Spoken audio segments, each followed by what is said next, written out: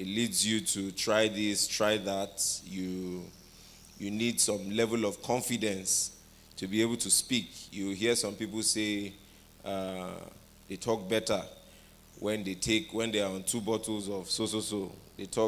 They feel more confident, that is low self-esteem. So to mention a few, these are a few causes of All right, thank you so much. And please, okay.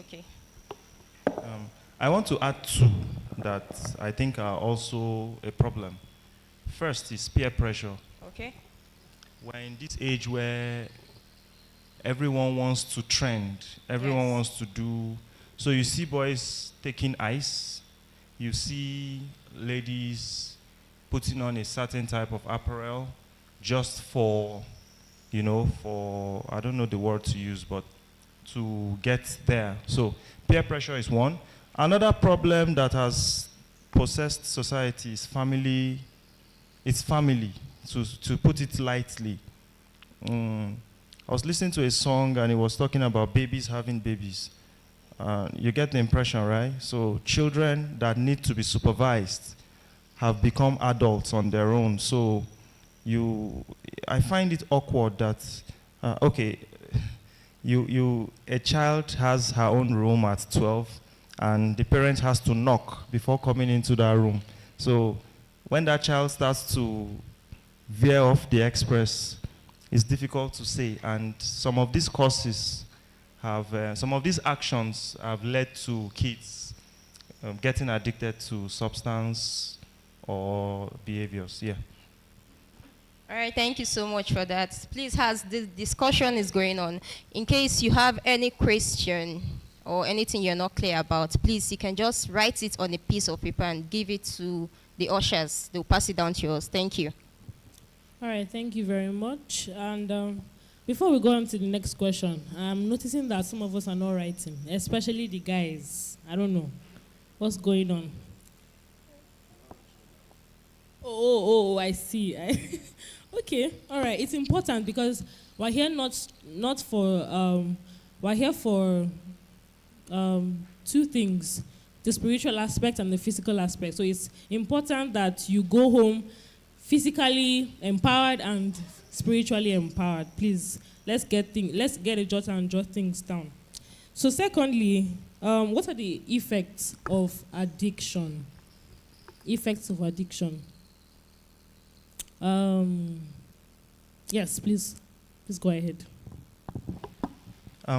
Effects, we'll talk together, we'll both share this, but there is, irrespective, I want us to first trash out something that might give us clarity on the topic. Addiction may not always be a bad thing. First, it may not always be a bad thing. So if I'm addicted to reading my Bible, it's not a bad thing. I recommend that for every one of us in this room, so that if you don't read your Bible for a day, you feel this, and please don't have withdrawal symptoms. Stay true, So addiction may not always be a bad thing. Let's take that part out. So in this case, we are considering most likely negative addiction.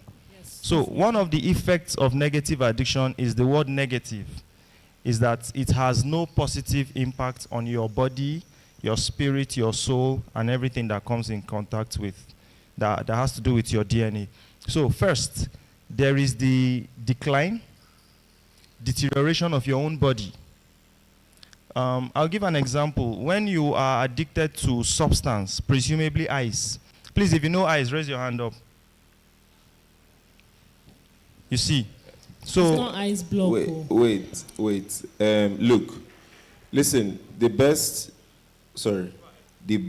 way you can gain from this session is, number 1, I am willing to use myself. My brother here is willing to use himself as an example. We are going to give you first-hand experiences of a lot of these things. Now, the best way you can gain from this is to open up your mind. Feel free. speak freely.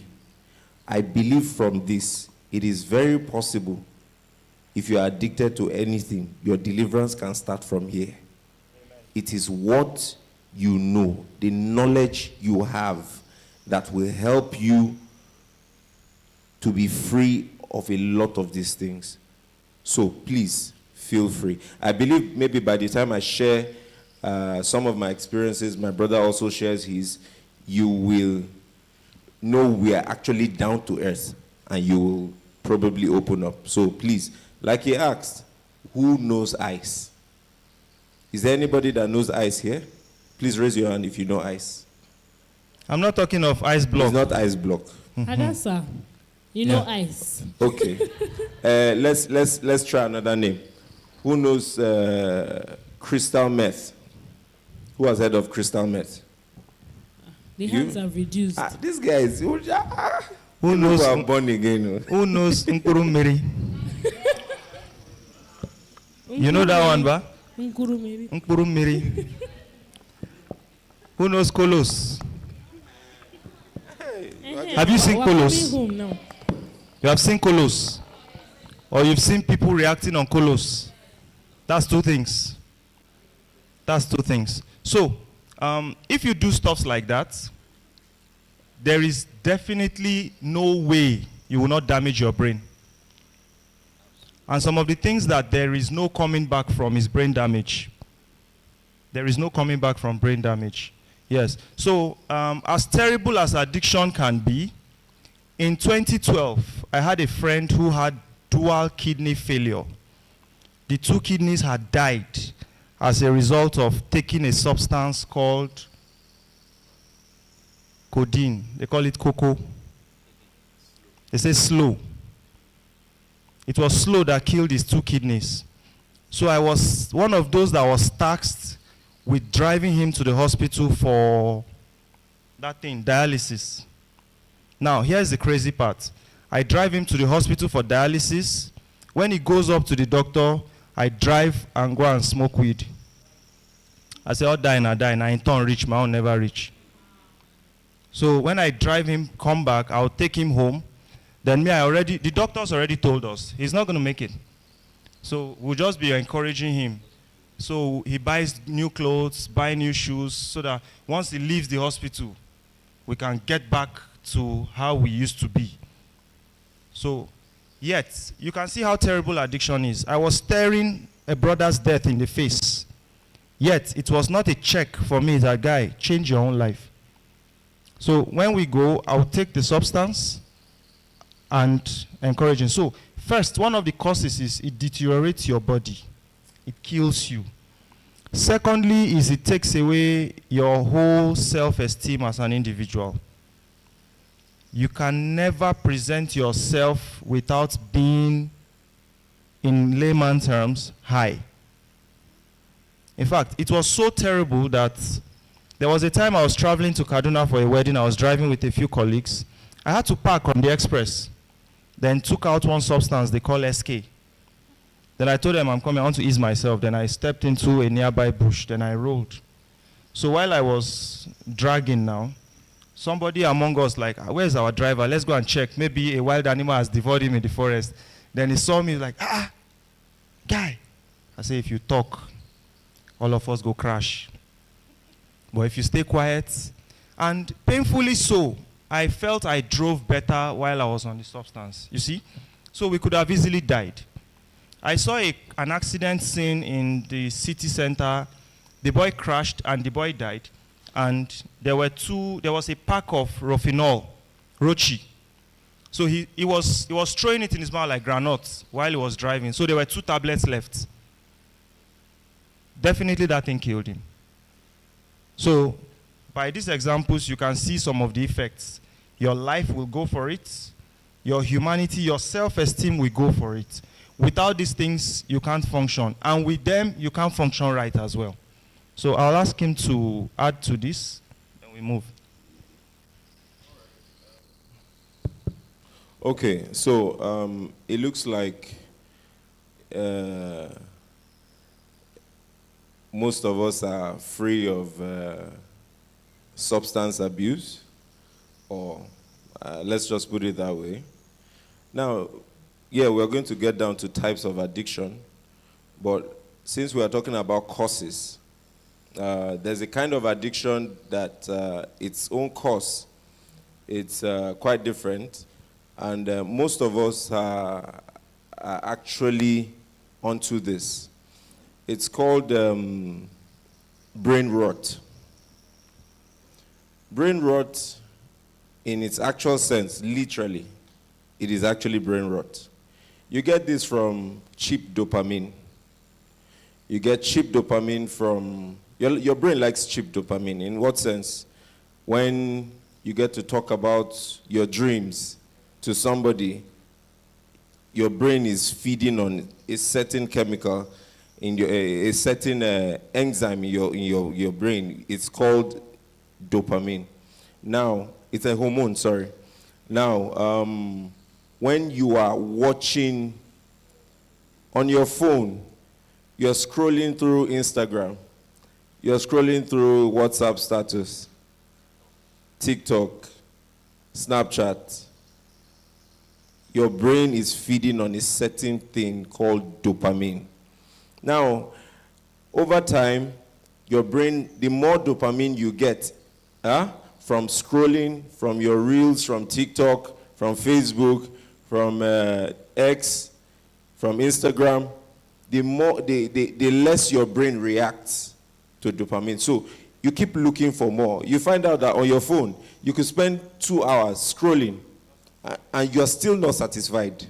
You keep scrolling. You could drop the phone, go do something else. You come back, the first thing you do, WhatsApp status. You start scrolling. Your brain is rotting away. Your brain is rotting away.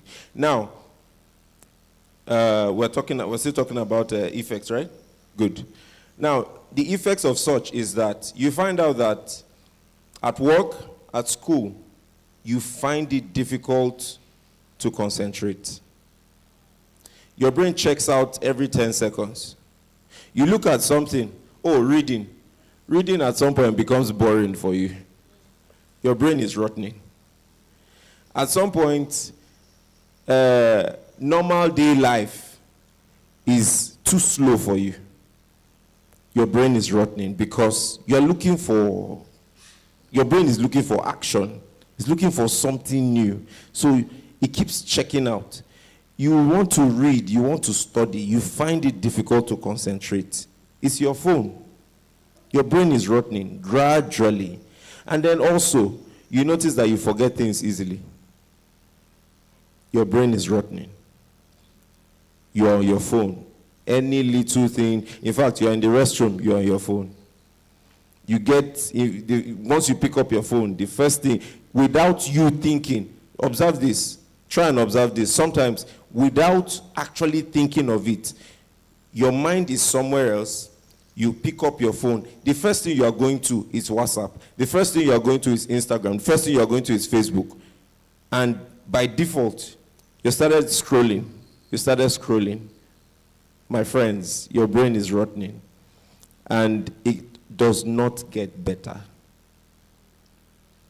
There is no cure for this. You can only manage it. I'll tell you about managing it later, but this is part of it. And okay, I think for effects, I think that should be part of it. And then also, you lose touch with reality. You lose touch. You are with somebody. You say, you're chatting with somebody. I miss you. Alpha, can we hang out? Can we do this? Can we see? And then you now get to see the person. After a few minutes of discussion, you find out you're back on your phone. You're probably chatting with someone else again. Which when you see, you do the same thing. You get back, you chat with for a bit, you discuss with them, then you're back on your phone. So you see it's a circle. Your brain is rotting away. You are losing touch with reality. Everything is becoming boring to you. Back then, when we were younger, there were no phones. We only had books, we had our guys, we had our babes. And everybody comes out, we play, we gist, we keep in touch, and, life seemed better that way. So these are part of the effects. You are in your father's house, you are in your home, you are married, or you are in your family home. If you just watch, there's no social, how do I call it again? Interaction anymore. We're all losing it. So there's a lot to talk about when it has to do with effects. So let me stop there. Thank you. All right, thank you so much for that. But I think A soldier in Mufti fights before, and then later you now hear, that guy an officer. You already see the fight in the dog, not the dog in the fight. Yes. So the moment you tell yourself, I know what I'm doing, you are in your second stage of addiction. I think I'm answering your question concurrently. So once you tell yourself, I know what I'm doing, you are in your second stage of addiction. Your first stage of addiction is when you go back to that place again. You go back to it. The moment you go back twice, you are on your way to being addicted. The moment you tell yourself you know what you are doing, it means something has told you that you are veering off the right path. So you now tell yourself that you know what you are doing. And once you cross the level of knowing what you are doing, and you start to research on this thing you are doing. See, let me tell you. He will tell you, the moment we, when we start to tell you that, if you want to finish this job, Baba, just day on trams. Once you day on trams, tramadol was like, it was like, I don't know what type of, what to call it. Tramadol was like, it was a booster. It was considered a booster. So if you want to bring down this whole building, just give 5 dice, maybe 200 milligrams of tramadol. Go and come back in 2 hours. The job is done. The job is done. Now, this is the side part of it. Tramadol doesn't get strength from a power bank. Tramadol does not draw strength from an external source. Like when your phone battery is down, you want to charge, you connect to a power source. Tramadol drains you as an individual. Some of those energies that should be in reserve for your body to sustain, it pulls everything out. That's why you can be on tramadol and be walking and die. You just die. Go and read about the horse. The horse does not know when it's tired. So a horse can run till it drops dead on the race. Now, the moment you start to research on the impacts, this tramadol, what is the good effects, what is the side effects, you have hit your third stage of addiction. It is at that point you should cry out for help. The next stage of it is when Otilo.